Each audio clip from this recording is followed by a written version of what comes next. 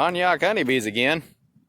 And for those of you who say that honeybees need to be wrapped up, protected from the winter, well, here's a 5-frame deep that has a sugar shim on top and a hole cut in the back for ventilation, and that's facing north.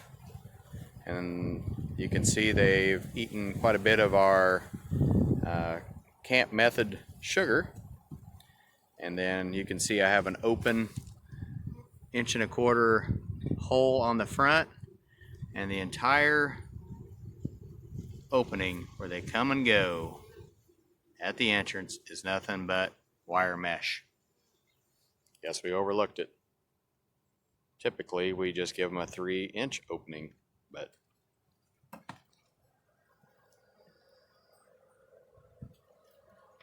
we got a box full of bees, overwintered in Illinois.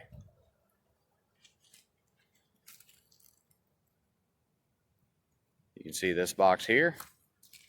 This one's doing well, and we got the hive reducing stick in. Another 5-frame medium, made it through the winter. This particular one was all the extra bees left in our mating nukes. We decided to just throw them in a box, smoke the heck out of them, and then we installed a queen. She's laying in there. Everything's going good. Thought we'd try it instead of just wasting bees. This box here was more of the same. We just had frames from several different boxes, and these, I think all 3 of these here were put together probably late October in Illinois, and they still made it through the entire winter. So